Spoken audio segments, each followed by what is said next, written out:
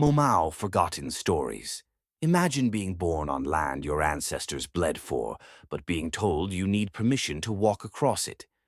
Imagine a metal tag locked around your neck, containing your name, tribe, employer, not for protection, but for surveillance. That wasn't imagination, that was Kenya in the 1920s. The kipande system introduced by the British in 1920, the kipande was a metal ID card worn around African men's necks.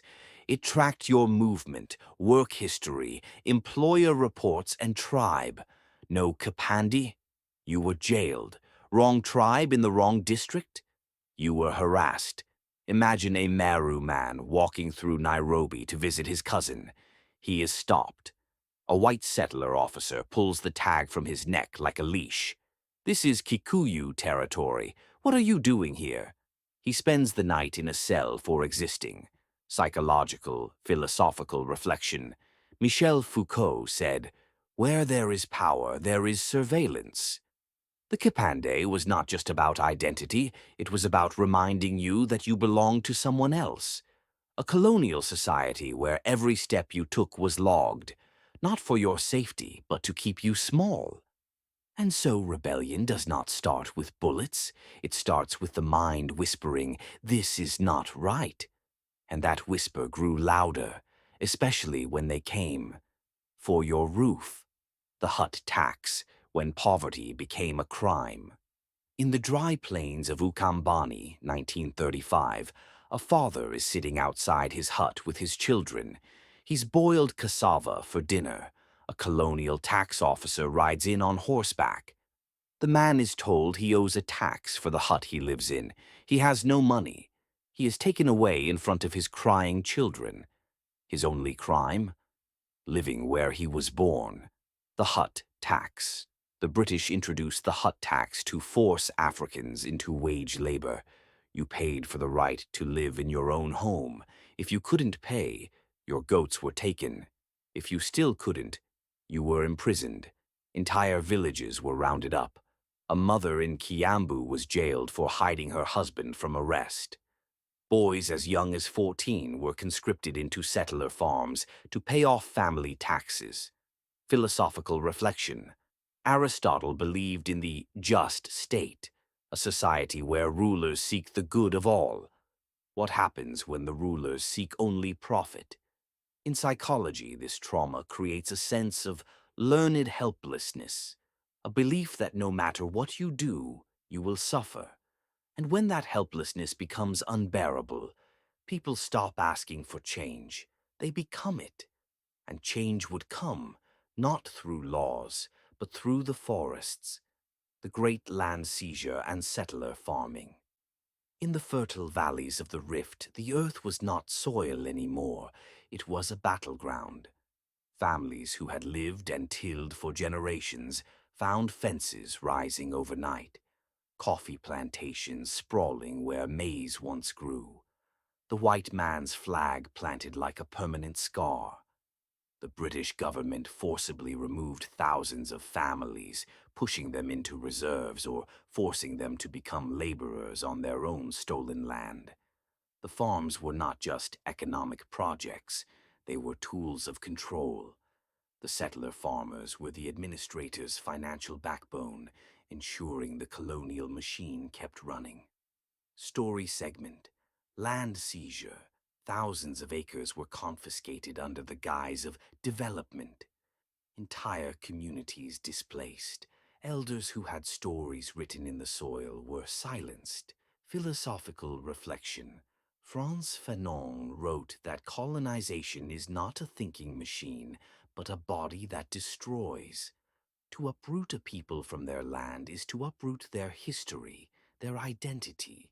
This is why the MauMau did not fight merely for land, but for the right to exist. Philosophical reflection. Jean-Jacques Rousseau believed that children are born pure, only corrupted by society. Yet, in this war, their purity was weaponized, transformed into a shield and a sword. Psychologically, this created deep generational trauma. Innocence became burden. Childhood became resistance. But the war could not be carried on forever, and when the leader fell, it shook the forest like thunder. Dedan Kimathi's trial and symbolic execution, October 1956. The British finally captured him, the man who haunted their patrols and inspired thousands, Field Marshal Dedan Kimathi. Wounded, handcuffed, and paraded like a trophy, they wanted to show the world that the rebellion was over. But Kimathi's spirit burned brighter in chains than most men in freedom. Trial and death. Kimathi was tried in a colonial court, charged with possession of a revolver and ammunition. A farce of justice. He refused to betray the cause, refused to beg. On November 18, 1956, he was hanged and buried in an unmarked grave. But his last words echoed, "I have no regrets. My only regret is for those who have not understood our cause." Philosophical reflection. Socrates, facing execution, said, "The unexamined life is not worth living." Kimathi examined his life through resistance, and in choosing death over betrayal, he became a living philosophy. His death was not an end, it was a torch. In martyrdom, he became memory, and in memory, he became unstoppable. The MauMau did not win through numbers, they won through meaning, and meaning has a power greater than any army. Aftermath, loss, freedom, and philosophical legacy, MauMau morality, and the philosophy of just war. More than 2,000 MauMau fighters died in the forest. Their bodies were not counted, just burned, dumped, or buried without names. Over 58 white settlers and Asians lost their lives too.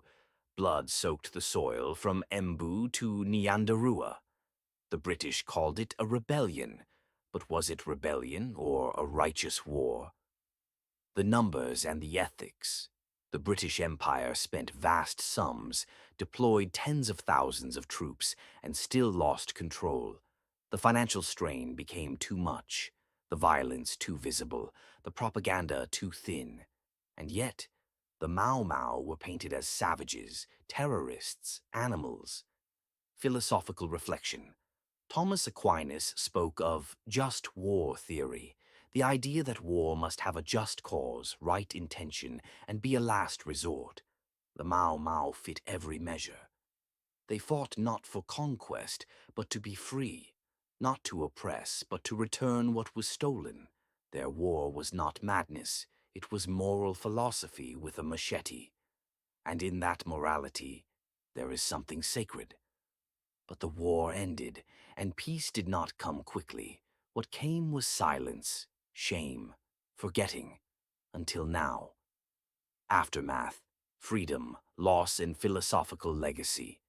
Kenya gained independence in 1963, but many MauMau veterans were forgotten, their scars hidden under silence. Some died poor, others died still branded as traitors. Their families lived in shame, their children told not to speak of the past, the forgotten fighters. It took decades for the Kenyan government to officially recognize the MauMau. In 2013, the British government finally issued a formal apology and compensation for colonial abuses. But no apology can ever return what was taken. The fathers, the mothers, the land, the time. The real loss was not just human life. It was memory. It was a generation silenced. Final philosophical reflection. Nietzsche once said, "He who has a why to live can bear almost any how." The MauMau had a why, and they bore the unbearable. But Carl Jung reminds us that a nation that forgets its shadow cannot heal. To confront the pain is to begin rebirth. The MauMau uprising was not just a chapter of Kenyan history. It was a human cry against the machinery of oppression, a lesson written in blood and trees and song, a reminder that even the smallest footstep through a forest can echo across time.